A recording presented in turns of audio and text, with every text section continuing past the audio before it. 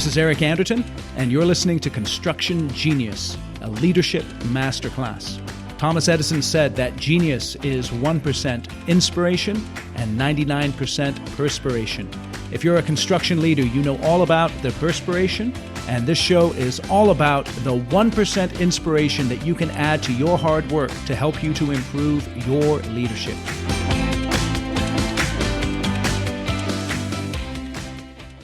The secret of getting ahead is getting started. The secret of getting started is breaking your complex, overwhelming tasks into small, manageable tasks and starting on the first one. That's a quote from Mark Twain, the well-known American author of the 19th century. Welcome to Construction Genius. My name is Eric Anderton. And on today's show, I'm going to describe to you a simple path to incremental improvement. And in doing so, I'm going to share a specific example from a real-life client interaction that I had with a construction executive on one of my coaching calls. And what I want to do is I want to trace this construction executive's journey from seeing a big issue that he has to handle to making a commitment to a small incremental action which will give him feedback and an immediate result within a 2-week time frame. So let's dive right in. There's 4 parts to this simple path to incremental improvement. The first one is describing the issue that you're facing. The second one is generating an initial set of ideas and then identifying your best idea. The third step is the drill down question that takes your best idea and further explores how you can exploit that idea to deal with the issue that you're facing. And then the fourth part is a commitment to action, describing the specific action that you're going to take in order to make incremental improvement with regards to the issue that you are taking on. Now, let's just think for a moment what it's like when you have a big project that you're facing or a big issue or a big challenge. And I know for me, sometimes it just feels like this ball of stuff and it's looming over me, and it can create anxiety. It can create a sense of overwhelm. And it's very easy to just default to your normal way of behaving. And I'll tell you how this issue began to be surfaced in my conversation with the construction executive. I asked him a question that you've probably asked yourself many times before. And the question is, where would you like to see yourself 12 months from today in terms of your role in your company? And he's kind of playing a dual role at the moment, with responsibility for operations as well as responsibility for estimating. And he described to me in 12 months' time, he would like to be spending much more time on the estimating side of the business, overseeing his estimators and being a little more consistent in generating bids in his organization so they can build their backlog. Now, he knows he's not there right now. And if you think about where he is today and where he wants to be, there's this big gap. And you get the sense that there's this ball of stuff that I was describing that's really hard to define. And creating a path that you can begin to walk down is very challenging for my client. So the first step that we did was just describe the issue. And we began to describe it in the form of a question in one sentence. And what was interesting is we didn't even go out 12 months from today. We went out 3 months from today. And the way he described the issue was like this: in what specific ways can I increase my time overseeing estimating from 15 to 20 hours a week by March 1st? Now, your issue may not be exactly the same as his. You may have nothing to do with estimating in your company. But as you listen to that question, what do you notice about the structure of it? The structure is very important. You'll notice here that he wants to increase his time in estimating from 15 to 20 hours a week, and he specifically puts that down. Now, ultimately, his goal is to go to 30 hours a week overseeing estimating. But he knows he's not going to get there right away, so he wants to take an incremental step towards his larger 12-month goal of 30 hours a week in estimating. And so he wisely chose to move from 15 to 20 hours. And then the question is framed very intentionally. In what specific ways can I increase my time in estimating from 15 to 20 hours by March 1st?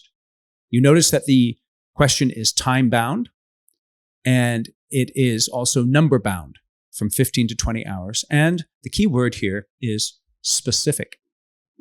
The reason why specific is so important is because once you're able to describe the issue in the form of a question in one sentence, using the sentence structure that I've just described here, and again, you can download this entire process in the show notes. It's a simple one page so that you can see it for yourself.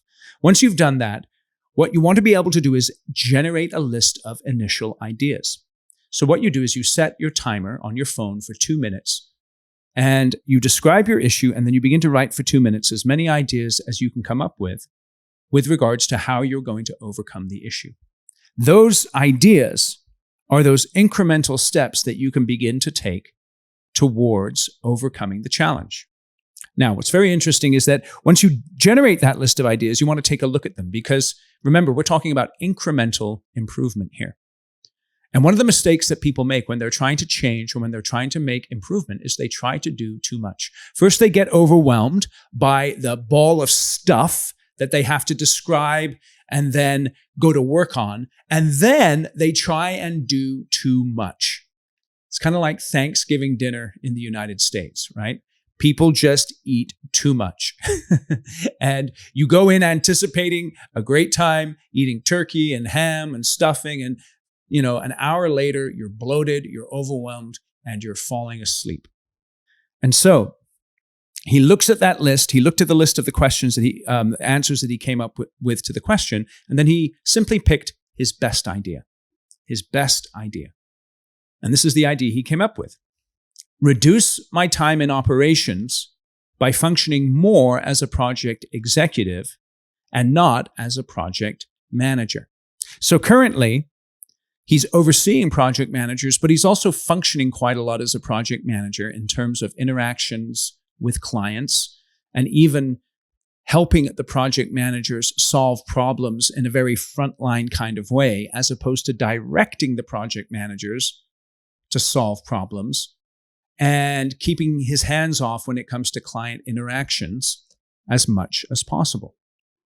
So his best initial idea, again, was to reduce his time in operations by functioning more as a project executive and not as a project manager. Now, you can just stop right there, but you notice that in that response, there's no real practical actions that he can take which are perhaps measurable or observable. It's just a general statement. Be more like this and less like that. Okay, so that's where the drill down question comes. This is the second question in this path to incremental improvement. You want to take your best idea and then frame that in the form of a question. So his best idea was to function more as a project executive, less as a project manager, so he can reduce the amount of time spent in operations and focus more time on estimating. And so this is how he framed his drill down question. What's one thing I can do to function more as a project executive with Dave in the next 2 weeks? Now, you may be asking, who is Dave? Dave is one of his project managers. And in fact, he's one of his best project managers. Now, notice this. What's his long-term goal? Basically, it's to get out of operations and to get into estimating. Right now, he is influencing and leading a number of project managers that at some point he no longer wants to be influencing and leading. And Dave is one of his best project managers. But he's still doing quite a bit of project-focused work with Dave as opposed to executive-focused work with Dave. And he chose Dave to do some incremental change with as opposed to one of his weaker project managers, because he understood that if he works with Dave a little bit, Dave is actually going to respond more effectively and more immediately to that input. And so he'll begin to make a little bit more progress there with Dave. And he's hoping that by building a momentum with Dave and reducing the amount of time he spends working with him, he's then able to focus on the other folks who need some help, his other PMs, and again, gradually, incrementally move down the path of getting himself out of operations and more into estimating. Okay, so he began with the issue of how can he increase time in estimating. He came up with an initial idea to function more as a project executive as opposed to a project manager. He drilled down on that idea and decided to focus on functioning as a project executive with 1 PM, Dave, in the next 2 weeks. And so he was forcing himself towards action. And let's talk about the action he described. So once you've answered that question, the drill down question, then what you want to be able to do is describe a specific action that you're going to take that will help you to make incremental progress on the issue that you described to begin with. So this is the action he described, and it's this. Allow Dave to take the lead in change order negotiations. Again, very simple, relatively small, but directionally correct. In other words, instead of him taking the lead, my client, on change order negotiations with the client, he's going to coach Dave to take the lead on change order negotiations, remove himself from that process, and then just follow up with Dave, give him input, and monitor the situation. What that will do is it will free up just a little bit of time for my client to focus on other areas. And it's that initial first step to reducing the amount of time he spends in operations and shifting it over to estimating. Okay. So we began by talking about the Mark Twain quote, breaking your complex, overwhelming tasks into small, manageable tasks.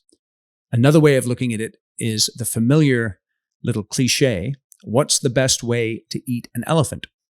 And that is one bite at a time. In other words, when you're faced with an overwhelming project, task, situation, issue, describe it as best as you can and pick one area that you're going to go after so that you can make incremental progress. So what you want to do here is very simple. Go to the show notes, download this framework. I call it the drill down method. It's a simple path to incremental improvement. You can then plug in one of your issues into the framework and work through the incremental steps that you're going to take. Okay? Describe the issue, come up with an initial idea, drill down on that idea, and get to an action item. My name is Eric Anderton. If you're interested in these kinds of conversations, if you think they would be helpful, feel free to reach out to me. And let me tell you who I work with. I work with construction executives from the project manager level up to the CEO level. And I help them as a sounding board to identify the issues that they're facing in their organization and draw out the action items that they're going to take in order to overcome those issues and improve as a leader and drive their businesses forward. That's the kind of coaching that I do. It's simple, it's straightforward, it's right to the point. And if you need a simple, straightforward, right to the point business coach and you are a construction executive, reach out to me on my website, constructiongenius.com. You'll find how you can contact me there. Again, thank you for listening to this episode. And feel free to listen to the next episode. I really appreciate that. Today's episode was brought to you by the Construction Conclave. If you as a construction leader would like to develop your skills and get involved in a community of like-minded construction professionals who are focused on building healthy teams, profitable projects, and long-term successful businesses, then the Construction Conclave is for you. It's a private, invitation-only group of construction leaders that are focused on developing their leadership skills. We do training every single month online that looks at how to become a better leader in a very practical, straightforward way. We also have other events that build community and camaraderie so that you can associate with others who are interested in developing their skills as leaders. If you'd like more information and to see if you qualify for participating in the conclave, feel free to reach out to me, eric@ericanderton.com.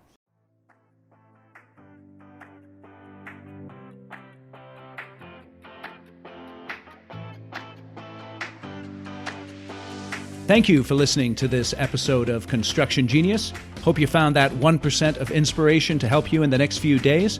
If you like the show, please give us a 5-star review on iTunes, share it with other construction leaders who you think would benefit, and thanks again for listening.